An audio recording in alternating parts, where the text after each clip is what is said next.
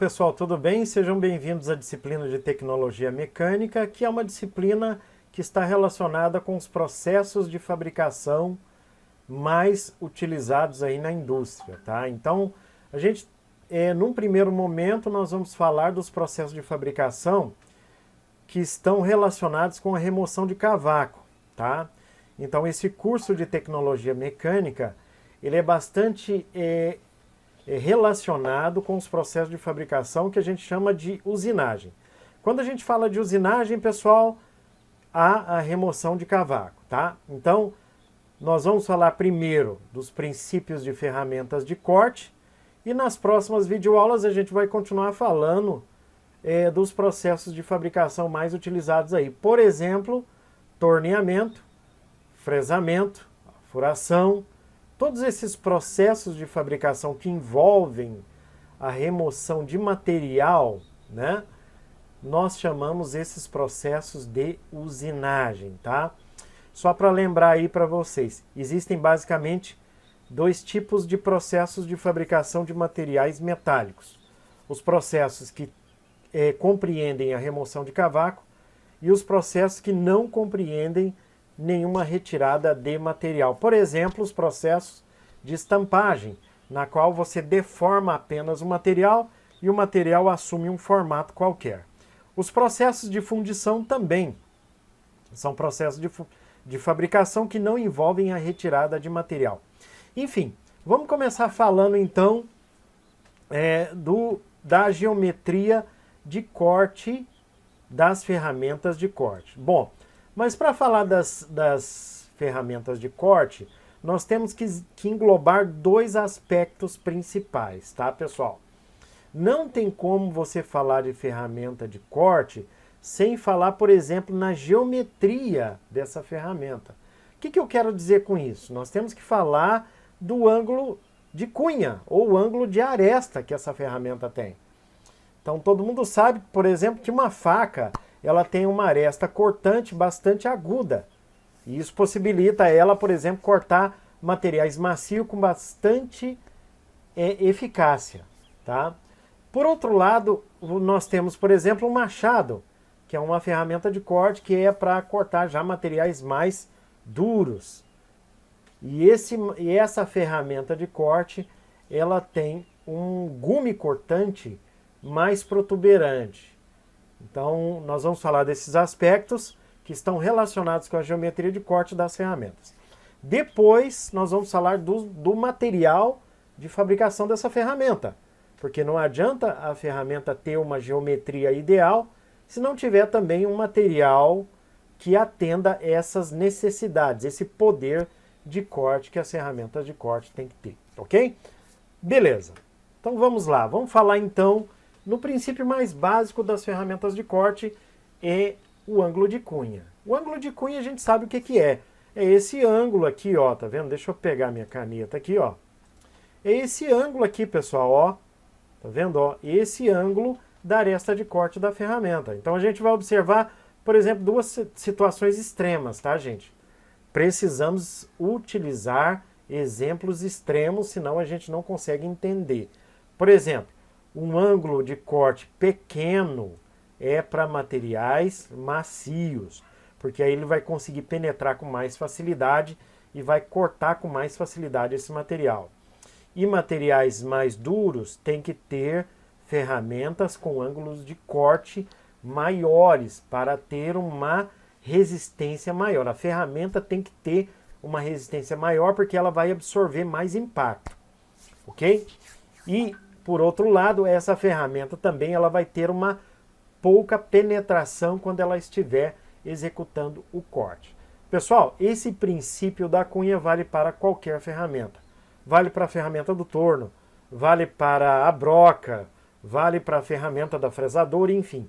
O princípio de cunha ele é universal para todas as ferramentas, tá?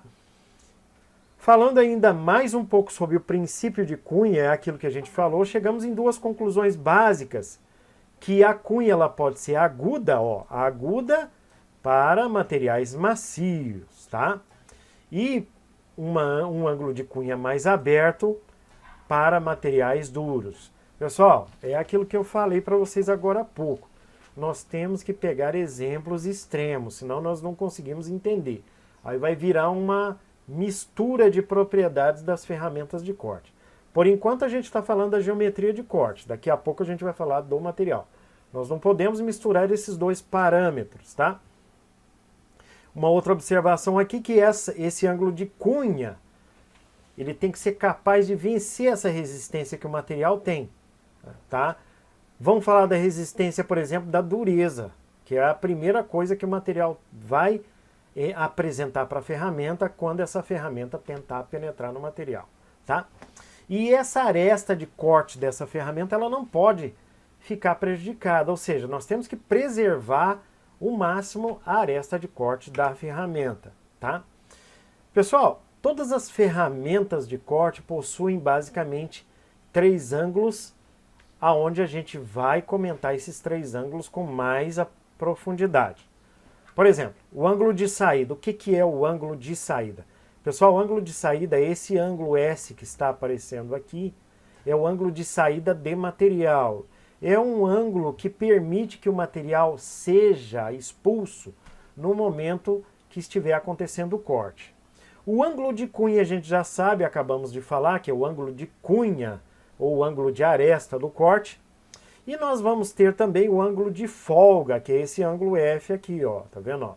O ângulo de folga ele é bastante importante nas ferramentas, porque ele evita o atrito da cunha da ferramenta com o material. E vocês já sabem que quanto maior o atrito, maior o aquecimento, e consequentemente nós vamos precisar cada vez mais de lubrificantes para refrigerar a aresta de corte da ferramenta. Se isso não acontecer, pode haver várias consequências. Por exemplo, o aparecimento de microsoldagens na aresta de corte da ferramenta. Ou ainda pode ter uma deterioração da aresta de corte, prejudicando cada vez mais o corte e evitando que a peça ou o material seja cortado, tá? Então, eu coloquei isso aqui, melhorei lá na apostila também, esse aspecto do ângulo de saída, onde a gente pode ter um ângulo de saída positivo, nulo ou ainda negativo. Então, cada um desses ângulos de saída vai ser adequado para uma situação, ok? O ângulo de folga, ele é importantíssimo para aquele comentário que a gente falou, que é o caso do atrito, onde se você tiver um ângulo de folga nulo ou ainda positivo, você vai prejudicar então o arrasto da peça nessa ferramenta. Então isso vai acabar ocorrendo um aquecimento na peça, tá? Então chegamos a uma conclusão aqui que para materiais macios, eu coloquei ali um exemplo latão, cobre, alumínio, referenciando a metais, porque a gente já está falando um pouquinho de usinagem. Esse ângulo de cunha ele tem que ser mais agudo, tá? A gente já falou sobre isso. E o ângulo de saída tem que ser maior. Por que tem que ser maior? Porque para possibilitar uma maior quantidade de cavaco ou de material que vai estar saindo no momento do corte da ferramenta. E para materiais duros, a gente já sabe, corte de materiais duros, o ângulo de cunha tem que ser grande, porque aí você vai precisar de uma resistência muito grande no corte desse material. E outra consequência é que o ângulo de saída tem que ser pequeno, porque para materiais duros você não vai ter uma grande quantidade de material que vai ser expulsa no momento do corte, ok? Bom, pessoal, falamos então bastante da geometria das ferramentas, agora vamos falar dos materiais que essas ferramentas podem ter. Pessoal, o material que essas ferramentas podem ter tem que cumprir alguns fatores. Esses fatores que a gente pode chamar de propriedades são fatores desejáveis que as ferramentas têm que ter, tá? Então, esses fatores têm que ter em todas as ferramentas e eles têm que atender a situações de estresse extremo. Por exemplo, é o caso da dureza, tá? Então, por exemplo, quando você pega um material bastante duro e tenta cortar ele com uma faca ou uma ferramenta qualquer, então você vai ter uma resistência muito grande desse material. Então a ferramenta tem que ser mais dura do que o material que está sendo cortado. porque senão você vai ter uma deterioração muito precoce dessa ferramenta. Isso parece ser óbvio, né? Mas além disso, podemos falar também da dureza quente, que é uma outra propriedade que, além de manter a ferramenta dura, ela também vai manter essa ferramenta com essa dureza elevada, mesmo em situações de atrito extremo. É o caso, por exemplo, dessas ferramentas aqui, que são utilizadas em máquinas CNC. São pastilhas que possuem elementos cerâmicos que suportam elevadíssimas temperaturas. Então a gente chama isso de dureza quente. É uma propriedade que mantém a ferramenta com a dureza ideal, mesmo em situações de aquecimento extremo. O encruamento é uma propriedade que está relacionada com a capacidade de deformação do material. Então, só para citar um exemplo, quando você golpeia bastante um material, e esse material chega num limite extremo de deformação, que você não consegue deformar ele mais. Então, esse limite a gente chama de encruamento, ou a peça está encruada, quer dizer que ela chegou em um limite de deformação máximo, tá? E a ductilidade a gente também já comentou em algumas aulas aí de materiais e resistência dos materiais, que é a propriedade capaz de manter o material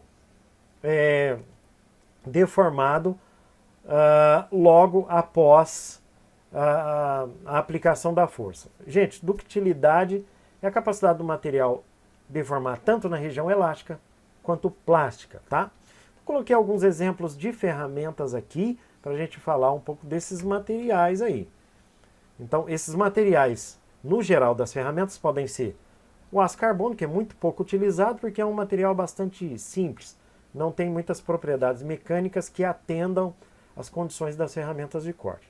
Os aços ligados, que são empregados na maioria das ferramentas de corte, são aços com associação de outros elementos químicos, metálicos, por exemplo, o vanádio, o cobalto, o tungstênio, enfim. Os aços rápidos, que são aços destinados a elevadas rotações, são também os mais utilizados na usinagem. Então, a gente utiliza bastante como ferramenta de corte no torneamento esses aços rápidos aí, que são aços que também têm elementos metálicos associados. Principais. E esses elementos principais são os elementos para manter o gume cortante da ferramenta sem nenhum prejuízo, tá? Então podemos citar, por exemplo, o aço rápido. É um aço com vanádio, com cobalto, enfim, tá? Metal duro é esse material que eu mostrei aqui para vocês no slide anterior, que é bastante utilizado aí em máquina CNC. É um material que tem uma associação com materiais cerâmicos, geralmente tungstênio, tá? Esses materiais, eles conseguem suportar uma temperatura bastante elevada e por isso eles são utilizados aí nessas elevadíssimas rotações. E os materiais metais revestidos são todos aqueles metais, inclusive a gente encontra com bastante facilidade isso aqui no comércio de ferramentas, são ferramentas com revestimento de titânio. Então esse aspecto amarelado aqui, ele apenas é um revestimento, um micro revestimento para ajudar na preservação da ferramenta quando ela está no momento da usinagem, ok? Pessoal, então agora vocês podem fazer a lista de exercício, tá? E enviar as dúvidas de vocês por aqui ou através do nosso chat lá no grupo, tá? E na próxima videoaula a gente já vai começar a falar de um dos processos de fabricação mais clássicos, que é o processo de torneamento. Espero vocês e até a próxima.